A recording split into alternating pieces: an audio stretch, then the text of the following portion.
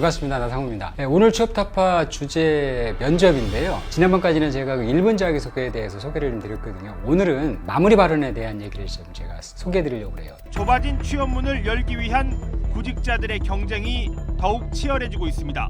올해 취업문은 지난해보다 더 좁아질 전망인데요. 출신 대학이나 토익 점수와 같은 이른바 스펙보다는 자기소개서와 면접의 중요성이 갈수록 커지고 있는 추세입니다.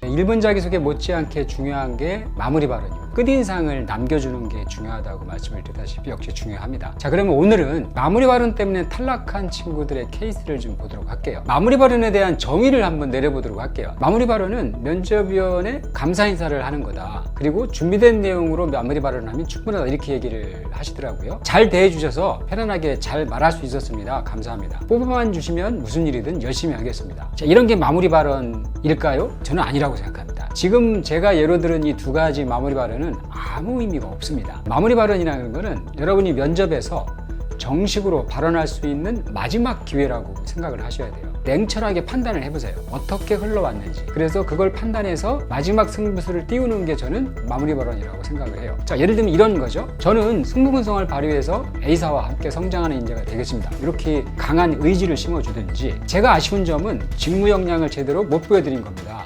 하지만 제가 가진 직무 역량은 블라블라블라입니다. 이런 식으로. 면접 중간에 아쉬운 점이 있었다 그러면 그거에 대해서 내가 마지막으로 승부수를 던지는 게 저는 마무리 발언이라고 생각을 하거든요. 자, 그러면 이번에는 마무리 발언을 잘못해서 탈락한 친구들의 케이스를 보도록 할게요. 자, 첫 번째 케이스입니다. 자, 이 친구는 마무리 발언을 통해서 내가 석사, 취업, 요거를 고민하고 있다라는 걸 나타낸 친구예요. 그래서 결국은 탈락으로 합격한 친구의 사례인데요. 자, 볼게요. 자, 일단 이 친구는 중간에 7Q에 7번째 질문에 이런 질문이 들어왔어요. 지원자는 졸업시기 이후에 학교를 더 오래 다니셨는데 그럴 바에야 차라리 석사를 하는 게 낫지 않았을까요? 이렇게 물었습니다. 자, 이게 굉장히 의미가 있는 질문입니다. 정말 면접관님 말처럼 생각한 적도 많았습니다. 실제로 저는 작년에 도전에 실패하고 디스플레이 지식이 정말 부족하다고 느꼈기 때문에 매년 여름에 디플스쿨 그리고 공정실습에 집중했습니다. 학교에서는 기숙사에 살면서 학생으로서 스스로 나태해지지 않기 위해서 남았습니다. 그리고 학교에 디플 과목이 없어서 반도체 관련 과목을 들으면서 준비했습니다. 이렇게 답변을 했습니다. 물론 이제 아래쪽에 한 답변들은 참 괜찮은데요. 근데 저는 문제가 되는 게 이거죠. 첫 번째 한 답변인 거죠. 석사를 하는 게 낫지 않았을까요? 이렇게 물었는데 정말 면접관님 말처럼 생각한 적도 많았습니다. 이 얘기는 어떤 의미예요? 정말 제가 석사를 가야 되나? 이런 걸 고민을 했다라는 거죠. 그죠? 그걸 밝힌 거잖아요. 저는 이게 잘못됐다라는 거예요. 자, 이미 그 밑에 여러 가지 좋은 얘기를 많이 했지만 면접위원의 머릿속에는 이 친구가 석사도 생각이 있구나. 자, 이것만 남아있다라고 생각하시면 돼요. 일단은 7Q의 질문을 면접위원이 왜 한 것 같아요? 이거는 이 친구의 입사 의지를 알아보기 위한 질문입니다. 그러니까 이 친구가 학교를 좀 오래 다녔는데 석사를 고민하고 있는지, 정말 취업하고 싶은 마음이 큰 건지, 의지가 있는 건지, 이거를 판별하기 위한 질문인데, 근데 정말 그렇게 생각한 적도 많았다고 얘기하면 긍정을 하는 거잖아. 그죠? 이게 잘못됐다라는 거죠. 자, 그래서 8Q의 질문은 약간 주제가 바뀌었어요. 대내 활동이 많은데 뭐를 했나요? 자, 그랬더니 여러 가지 경험을 하는 게 좋다고 생각해서 했는데, 제가 디스플레이라는 목표가 생긴 후에는 디스플레이 역량을 키울 수 있는 활동에만 집중을 했습니다. 이렇게 답변을 잘 했거든요. 자, 그 다음에 몇 가지 주제에 대한 질문이 오고 갔어요. 자, 그리고 나서 17Q. 자, 마지막으로 하고 싶은 얘기를 해주세요. 이렇게 이제 마무리가 됐던 면접입니다. 자, 근데 17A의 이 친구가 마무리 발언을 어떻게 했는지 한번 보세요. 여기까지 대화 기회를 주셔서 감사합니다. 제가 마지막 지원자인 걸로 아는데 고생하셨습니다. 이번에 안 되면 석사라도 취득하고 다시 도전해야 하는 생각도 있습니다. 저는 디스플레이를 정말 좋아합니다. 덕업일치라는 말처럼 제가 좋아하는 걸 직업으로 갖게 됐을 때 제가 얼마나 잘할 수 있는지 기대가 됩니다. 다시 뵙고 싶습니다. 오늘 감사합니다. 이렇게 마무리했던 겁니다. 자, 여기서 제가 짚어드릴게요. 여기까지 대화 기회 주셔서 감사합니다. 이거는 여기서는 안 해도 돼요. 감사 인사 필요 없습니다. 또 마지막 지원자인데 그동안 고생하셨습니다. 이것도 의미가 있을까요? 절대 없습니다. 자, 그 다음에 결정적인 실수가 요 문장이에요. 이번에 안 되면 석사도 취득하고, 요겁니다. 자, 저는 두 가지 잘못이 있다고 생각이 되거든요. 뭘까요? 첫 번째 이겁니다. 이번에 안 되면. 아직 면접이 안 끝났잖아요. 안 끝났는데 왜 부정적인 결론을 먼저 내려버리죠? 자, 두 번째 더 잘못한 건 이겁니다. 석사라도 취득하고 다시 도전해야 하나? 하는 생각도 있습니다. 여기서 석사 얘기를 또 왜 꺼냈을까요? 그죠? 아까 7A에서 석사를 생각한 적도 있다라는 것도 사실은 면접위원들한테 나쁜 인상을 준 답변인데, 여기서 마지막 발언에서 석사는 물어보지도 않았잖아. 그죠? 면접위원들이.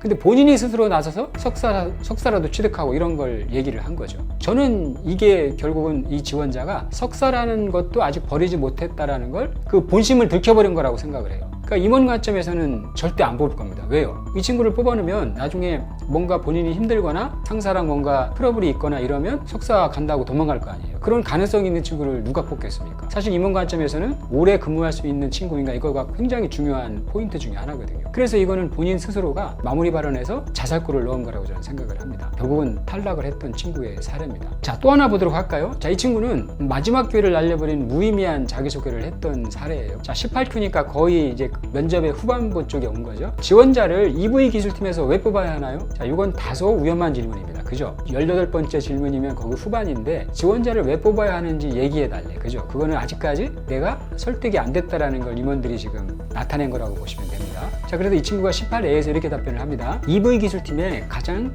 기여할 수 있기 때문입니다. 제가 시투제공학을 전공했는데 재료에 대한 특성에 대해서 배웠습니다. EV 공정은 유기물 재료를 증착하는 공정이기 때문에 제 전공 지식을 활용할 수 있습니다. 이렇게 답변을 했거든요. 물론 아주 못한 답변은 아닌데 아쉬운 건 이겁니다. 재료의 특성에 대해서 배웠다 그러면 거기서 구체적으로 좀 더 들어가 줘야 되지 않을까요? 본인이 EV 기술팀에 왜 적합한지, 일을 할 수 있는지에 대한 재료에 대한 역량을 가지고 좀 더 깊이 있게 답해 줬으면 좋겠다는 생각이 들어요. 자, 그랬더니 임원이 19Q에서 다시 한번 묻습니다. 오늘 면접 보는 지원자들은 재료 화공 전공자라서 다들 그 얘기 합니다. 그거 말고 지원자를 뽑아야 하는 이유가 뭐예요? 자, 요거는 한 단계 더 압박이 된 질문이라고 보시면 될 것 같아요. 그죠? 저는 전공 외에도 직무 지식이 있기 때문입니다. 키즈 디스플레이 스쿨도 수료를 했고 디스플레이 공정 실습도 하면서 직무 지식을 키웠습니다. 이렇게 답변을 했거든요. 사실 이것도 조금 아쉽습니다. 직무 지식이 있다라고 그러면 이거보다는 한 단계 더 들어가야 돼요. 예를 들면 디스플레이 스쿨을 통해서는 내가 어떤 역량을 배웠고 또 디스플레이 공정 실습을 통해서는 어떤 경험을 했는지 이 EV 기술팀에서 내가 일할 수 있는 역량이 있다라는 거를 조금 더 구체적으로 답변을 해주는 게 저는 필요했다라고 생각이 됩니다. 그 다음에 20주에 임원이 이렇게 묻습니다. 취업 때문에 그런 공부를 한 건 아니고요? 이렇게 물었거든요. 그랬더니 네, 아닙니다. 이렇게 답변했거든요. 이것도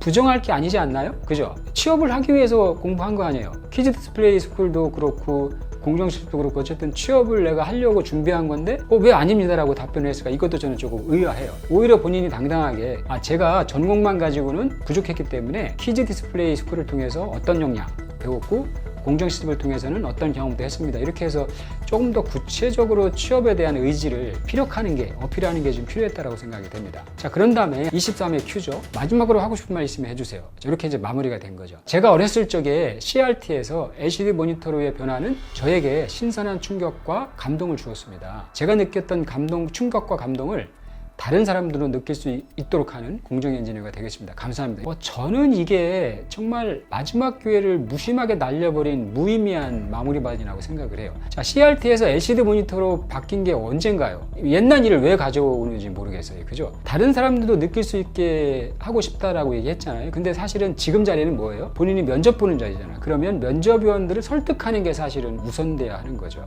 중간에 18Q나 19Q의 질문을 보면 면접위원들이 내 직무 역량에 대해서 아쉬워하고 있구나 이런 걸 느끼지 않았을까요? 그렇다고 그러면 본인의 직무 역량이 뭔지 그걸 명확히 좀 전달을 해주고 강조했으면 좀 더 좋은 기회가 되지 않았을까요? 그런 아쉬움이 있습니다. 그래서 마무리 발언도 짧게 할 수도 있지만 어쨌든 그냥 준비한 것만 하는 게 능사는 아닙니다. 면접의 분위기를 본인이 잘 파악해서 아쉬운 부분이 뭔지 뭘 내가 강조해야 되는지를 잘 판단해서 그거를 마무리 발언으로 마지막 승부를 걸어주시면 좋겠습니다. 제가 올해 낸 책이 2권이 있습니다. 이자명 과정 관통하기 이력서 자소서 편이 있고요. 그 다음 면접편이 있는데 오늘 제가 소개해드린 내용은 면접편에 나오는 내용들입니다. 그래서 참고가 되시면 한번 활용을 하시면 좋겠고요. 면접을 앞두고 계시면 실전 인성 모의면접도 한번 보시면 도움이 많이 될 겁니다. 다음에 제가 여러분한테 해드릴 주제는 오늘의 반대입니다. 마무리 발언 덕분에 합격한 친구의 케이스를 들려드려서 탈락한 케이스와 어떤 차이가 있는지를 보여드리도록 하겠습니다. 오늘 강의는 여기까지 하고요.